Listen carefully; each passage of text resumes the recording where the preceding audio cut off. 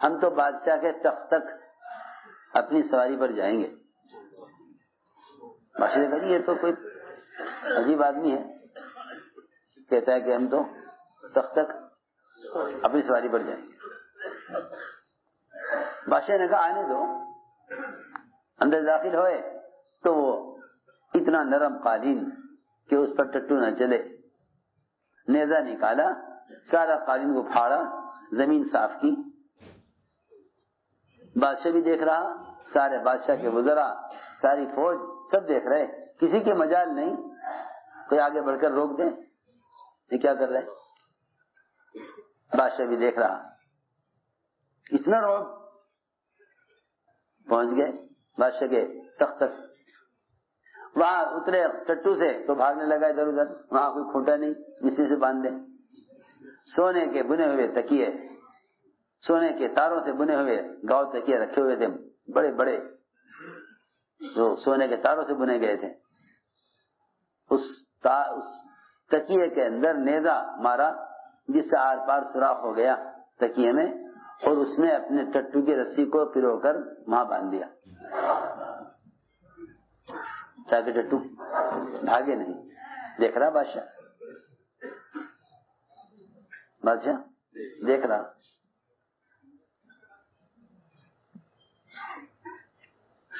یہ بتانے کے لیے کہ تمہارے ملک و مال اور تمہارے زیب و زینت کے نقشوں کی ہمارے یہاں کوئی حیثیت نہیں ہے.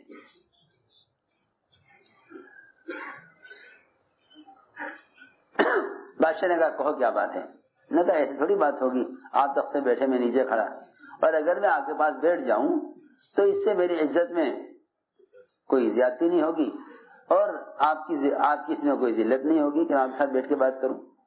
بادشاہ نے کہا اسے تخت کے اوپر لے آؤ. تو بیٹھ گئے.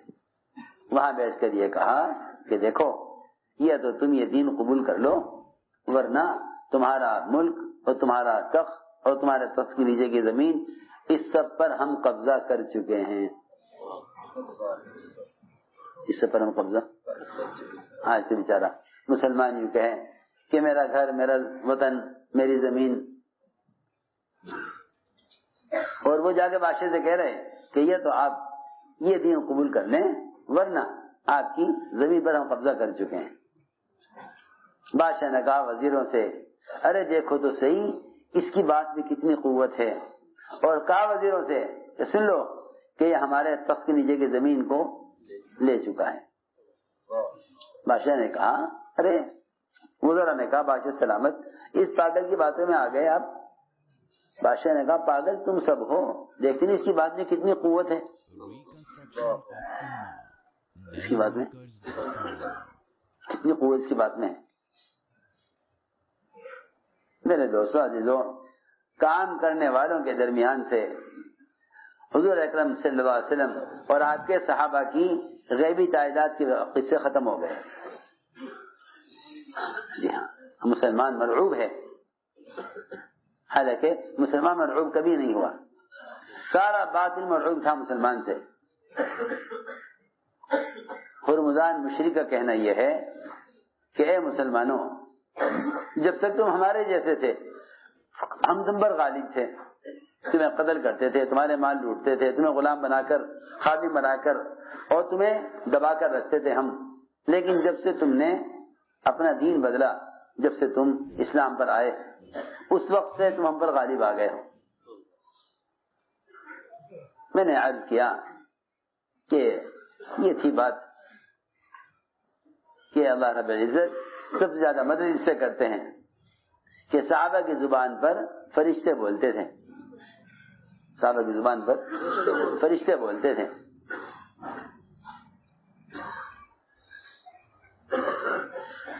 کہنے لگے کہ دیکھو بھائی مصالحت کر لو, دجلہ دریائے دجلہ کا ادھر کا کنارہ تمہارا, ادھر کی زمین تمہاری, اور ادھر کا دریا ہمارا, ادھر کی زمین ہماری. اس پر مصالحت کر لو, اس پر مصالحت کر لو. کہ ادھر کا دریا تمہارا، ادھر کی زمین تمہاری، ادھر کا دریا ہمارا، ادھر کی زمین ہماری.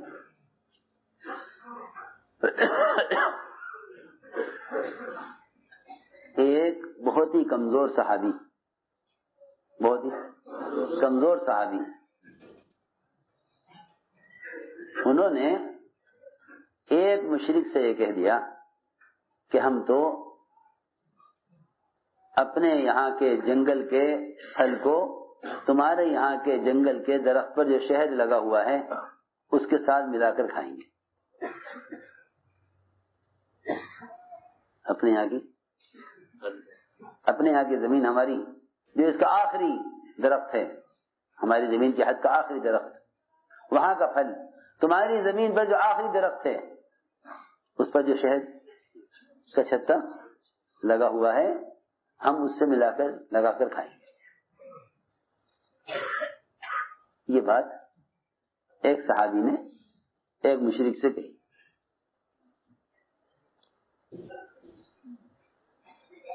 اس مشرک نے جا کر اسی طرح یہ بات سارے کفار میں، مشرکین میں نقل کر دی کہ بھئی وہ تو یوں کہہ رہے ہیں. بس اتنا سننا تھا، پورا قلعہ، پورا علاقہ، پوری زمین ساری خالی کر کے، جہاں جہاں تک مسلمانوں کی زمین علاقہ تھا سب خالی کر کے بھاگ گئے. وہ بھاگتے تھے، لوگ کہاں بھاگ رہے ہیں، کیوں بھاگ رہے ہیں، کوئی جواب نہیں ملتا تھا، کوئی جواب نہیں ملتا تھا.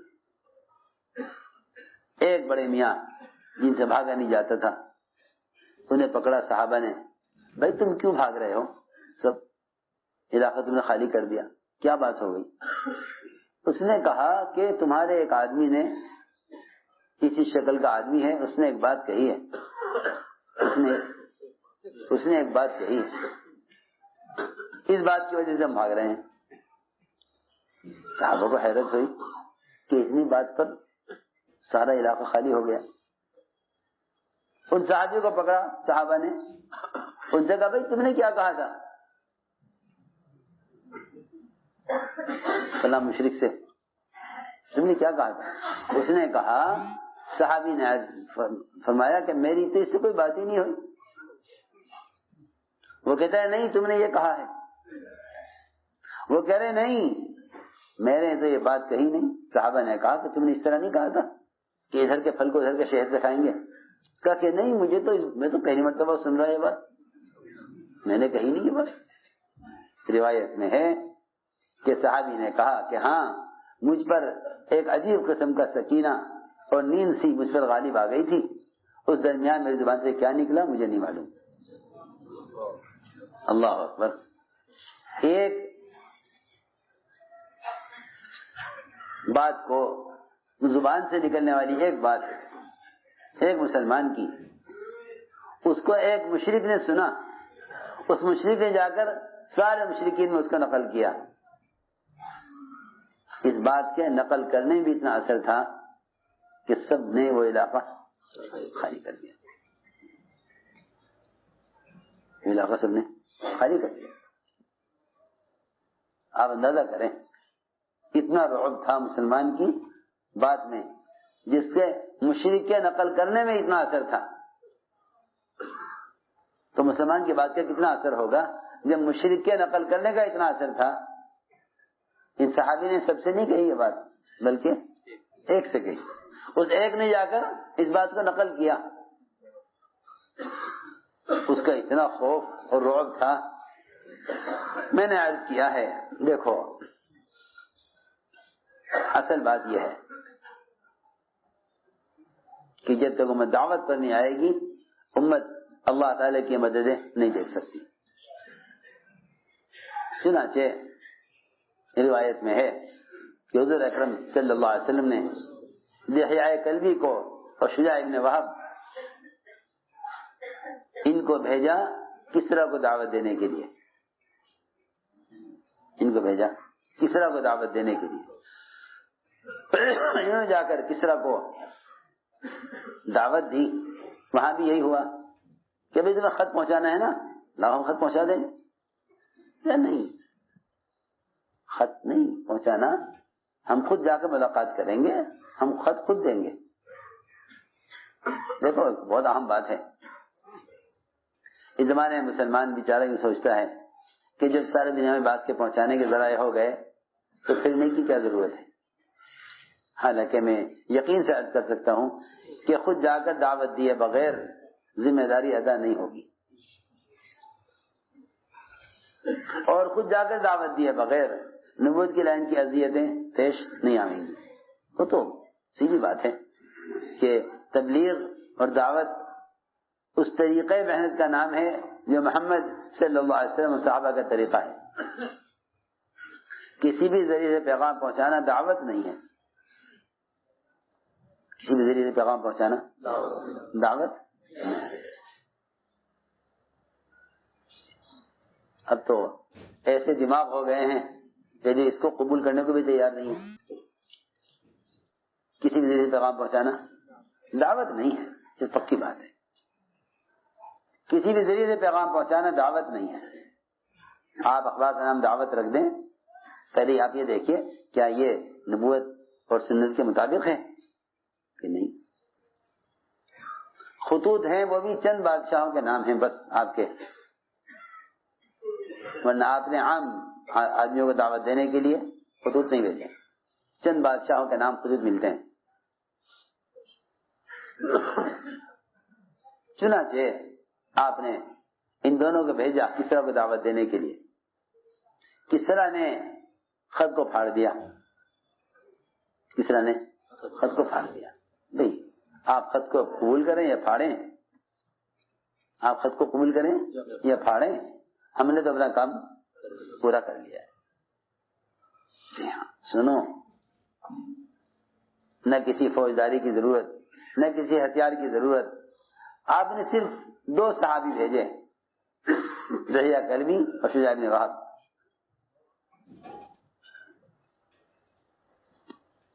اس نے خط کو پھاڑ دیا. خط پھاڑ کر کہا یمن کے گورنر سے کہ جس نے ہمیں دعوت دی ہے اسلام کی طرف, اس کو گرفتار کیا جائے.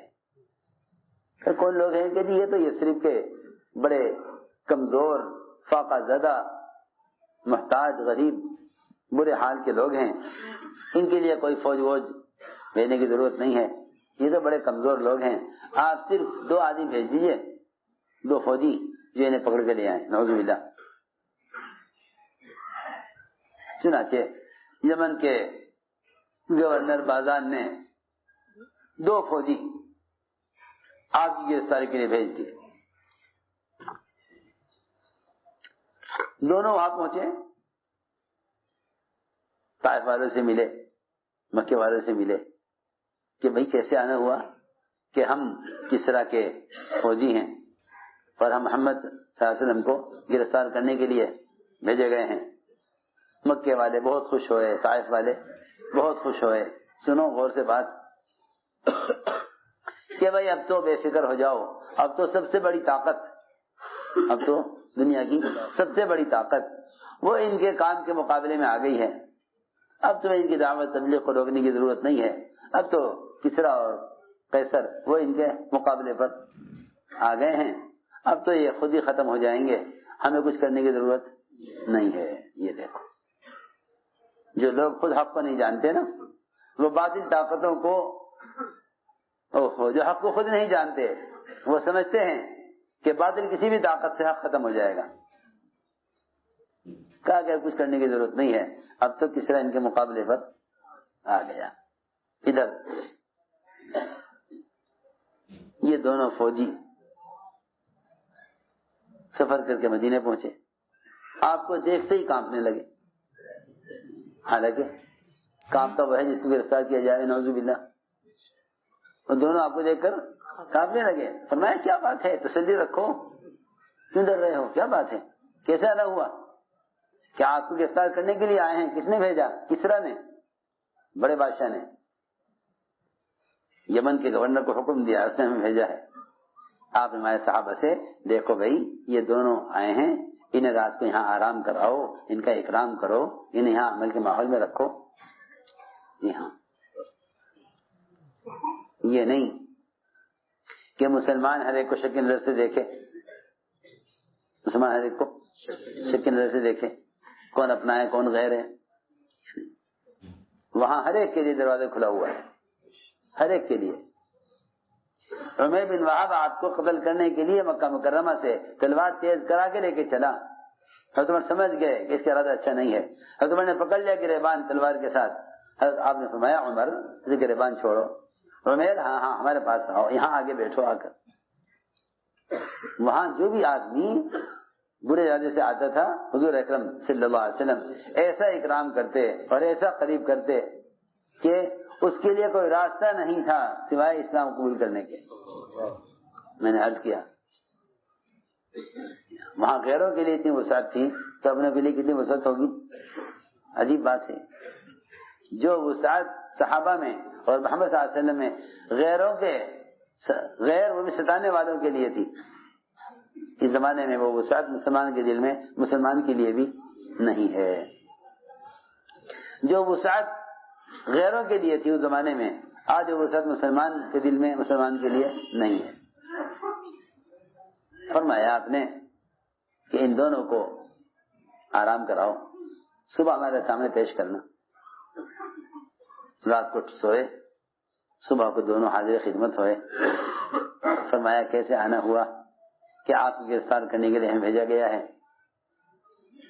میں کس نے بھیجا؟ یہ کسرا نے. فرمایا کہ رات میرے آقا اللہ نے تمہارے آقا کسرا کو قتل کر دیا. رات میرے آقا اللہ نے تمہارے آقا کسرا کو رات. کیا بات کر رہے؟ ہم تو آئے ہیں گرفتار کرنے کے لیے. جی ہاں، اور یہ اسی رات کی خبر ابھی دے رہے. جی ہاں، اتنی دور کی مسافت. جی ہاں، اور یہ ابھی خبر دے رہے ہیں کہ ابھی ابھی قتل ہو گیا. اتنی جلدی خبر تو آ ہی نہیں سکتی. یہ کیسے کہہ رہے؟ انہوں نے فوراً قلم کاغذ نکالا، وقت لکھا، تاریخ لکھی، آدمی دوڑایا یمن کی طرف کہ جاؤ جا کر کہو کہ یہ تو کہتے ہیں کہ تم کس کے لیے گرفتار کر کے لے کے جاؤ گے؟